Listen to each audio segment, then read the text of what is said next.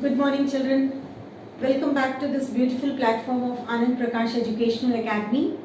I am Chanda Bansal, Director of Anand Prakash Educational Academy, and here we are going to discuss the various topics of 11th chemistry.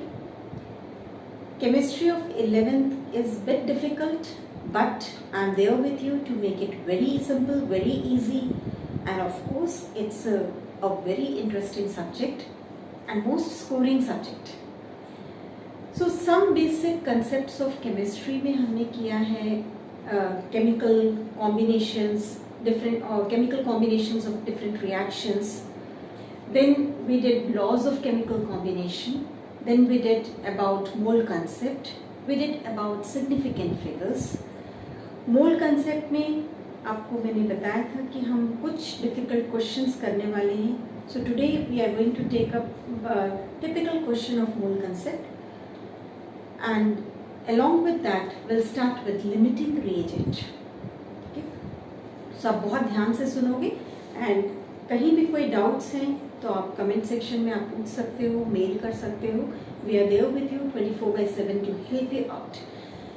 So mole concept के पूरी चीज़ें आपको पता है कि हमको कौन कौन सी चीज़ें माइंड में रखनी है क्वेश्चन सॉल्व करते हुए. अब इस क्वेश्चन को आप देखोगे, calculate the weight of carbon monoxide which has the same number of oxygen atoms as are present in 88 grams of carbon dioxide. So तीन parts हैं इसको समझने के लिए. इस क्वेश्चन को 88 grams of carbon dioxide में जितने भी ऑक्सीजन एटम्स हैं, यदि उतने ऑक्सीजन एटम CO में होंगे तो उसका मास क्या होगा. मीन्स हमको सबसे पहले निकालना है कि 88 ग्राम्स ऑफ कार्बन डाइऑक्साइड में कितने ऑक्सीजन एटम्स हैं. तो जल्दी से इसको सॉल्व करते हैं. कार्बन डाइऑक्साइड का मॉलिक्यूलर मास होता है 44 ग्राम्स ऑफ कार्बन डाइऑक्साइड में कितने ऑक्सीजन एटम्स होंगे. 2 इंटू एवोगैड्रो नंबर. सो आप उसकी वैल्यू लगाओगे 2 into 6.022 into 10 to the power 23. So 88 grams में कितने ऑक्सीजन एटम्स होंगे.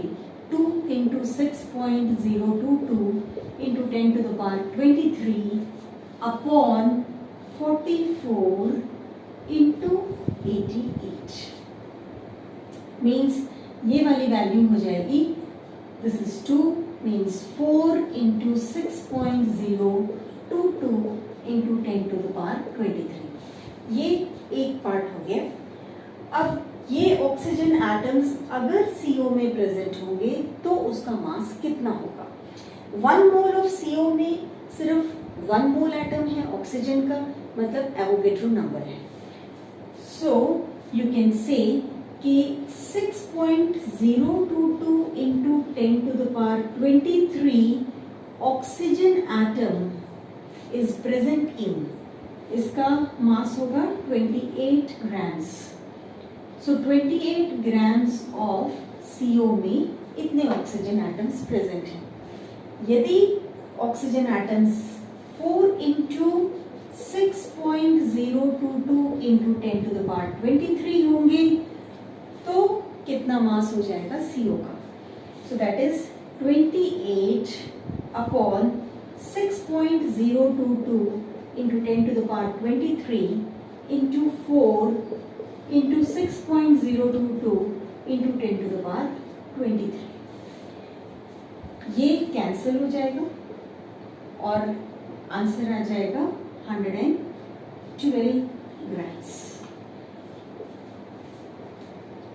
ठीक है, ये CO का मास हो गया. सो इस तरह से ये वाले क्वेश्चंस करने होते हैं आपको.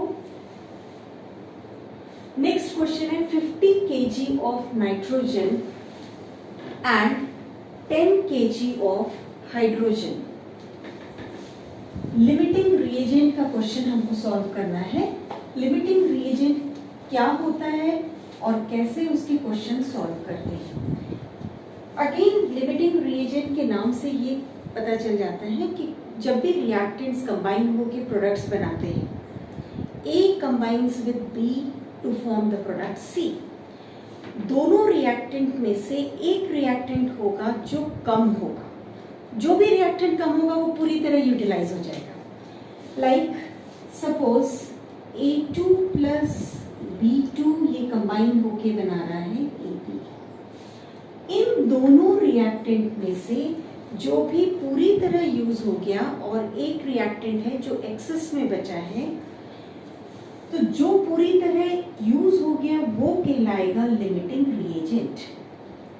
यदि A2 पूरी तरह यूज हो रहा है तो A2 लिमिटिंग रिएजेंट है, यदि B2 पूरी तरह यूज हो रहा है तो B2 लिमिटिंग रिएजेंट है। और प्रोडक्ट का जो अमाउंट बनता है that also depends on limiting reagent. जो भी कंपोनेंट कम है प्रोडक्ट भी उसी के बेस पे बनेगा। इसको आप बहुत अच्छे से समझ पाओगे जब हम एग्जाम्पल लेके इसको सॉल्व करेंगे for limiting reagent. So you need to remember the reactant which is used up completely in the reaction is called as a limiting reagent. और याद रखने वाली चीज क्या है, the product formation is always as per limiting reagent.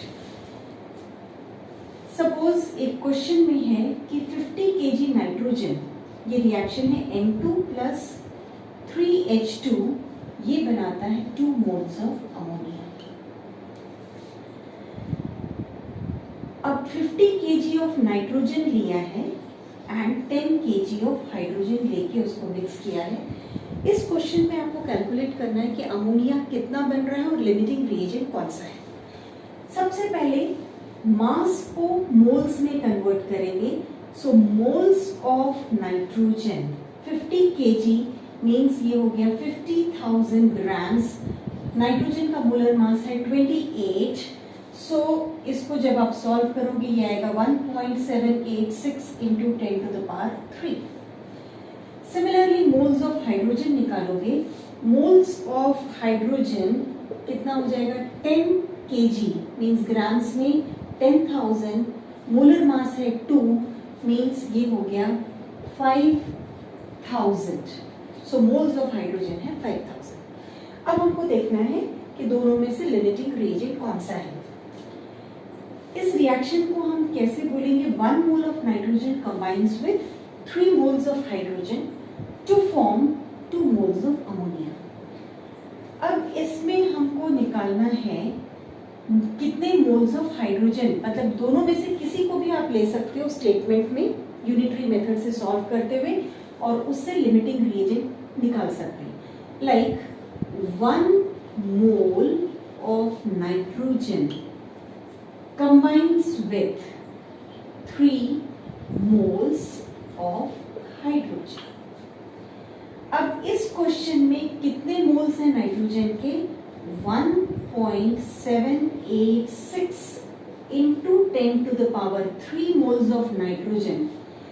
इसको कितने moles of hydrogen चाहिए होंगे, 3 into 1.786 into 10 to the power 3। इसको जब हम सॉल्व करते हैं तो ये आएगा 5.36 into 10 to the power 3। 5.36 into 10 to the power 3 moles of hydrogen required है और हमारे पास कितने मोल्स हैं, 5 into 10 to the power 3। Required mole ज्यादा है, अवेलेबल मोल कम है, मीन्स हाइड्रोजन पूरी तरह से इस रिएक्शन में यूज हो जाएगा। तो हाइड्रोजन क्या हो जाएगा, लिमिटिंग रिएजेंट। फिर से एक बार आप देखोगे 1 मोल ऑफ नाइट्रोजन कितने मोल्स ऑफ हाइड्रोजन से कंबाइन हो रहा है, 3 मोल्स। इस क्वेश्चन में 50 kg ऑफ नाइट्रोजन गिवन है, means 1.786 into 10 to the power 3 moles of nitrogen के लिए कितने हाइड्रोजन के मोल्स चाहिए, 3 इंटू दिस वैल्यू मीन्स आ रहा है 5.36 इंटू 10 टू द पावर 3। लेकिन हमारे पास अवेलेबल मोल्स ऑफ हाइड्रोजन कम है, जो भी कम है वो पूरी तरह यूज हो जाएगा। Means as per this question hydrogen is the limiting reagent and nitrogen is in excess. Nitrogen ज्यादा अमाउंट में है और हाइड्रोजन कम है, सो हाइड्रोजन लिमिटिंग रिएजेंट होगा। अब हमको निकालना है कि कितने मोल्स ऑफ अमोनिया फॉर्म होंगे इस केस में। Limiting reagent first part of of the question था, तो वो कैलकुलेट हो गया। नेक्स्ट पार्ट है कि कितना अमोनिया बनेगा। अमोनिया का फॉर्मेशन किस पे डिपेंड करेगा? लिमिटिंग रिएजेंट पे डिपेंड करेगा। मींस इसको आप कैसे स्टेटमेंट की फॉर्म में लिखोगे कि 3 moles of hydrogen will form 2 moles of ammonia. इस क्वेश्चन में हमारे पास है 5 × 10⁻³ मोल्स ऑफ हाइड्रोजन, तो वो कितने मोल्स ऑफ अमोनिया बनाएगा। हमेशा ये चीज याद रखनी है कि लिमिटिंग रिएजेंट जो भी कंपोनेंट होगा प्रोडक्ट लिमिटिंग रिएजेंट के बेस पे ही बनेगा, ना कि एक्सेस कंपोनेंट पे। सो सेकेंड पार्ट को सॉल्व करेंगे हम, that is moles of ammonia and mass of ammonia. So इसमें आप लिखोगे 3 moles of hydrogen combines with, या 3 moles of hydrogen forms 2 moles of ammonia. So as per question हमारे पास है 5 × 10⁻³ moles of hydrogen, तो वो कितना बनाएगा? 2/3 × 5000 मीन्स ये हो जाएगा 10,000/3। सो ये बनाएगा 3.3 × 10⁻³ moles of ammonia. 3.3 × 10⁻³ moles of ammonia. अब मोल्स ऑफ अमोनिया पता है तो मास निकाल सकते हो। Moles is mass upon molecular mass, that means mass will be equal two moles into molecular mass. तो ये मोल्स है 3.3 × 10⁻³, मॉलिक्यूलर मास ऑफ अमोनिया होता है 17। सो ये आ जाएगा 56.1 × 10⁻³ ग्राम्स में, या 56.1 kg। ऐसे ही लिमिटिंग रिएजेंट में एक और क्वेश्चन हम सॉल्व करेंगे जिसमें एटम्स या मोल्स उन दोनों से आप रिलेट करके देखोगे कि कैसे लिमिटिंग रिएजेंट निकाल सकते हैं।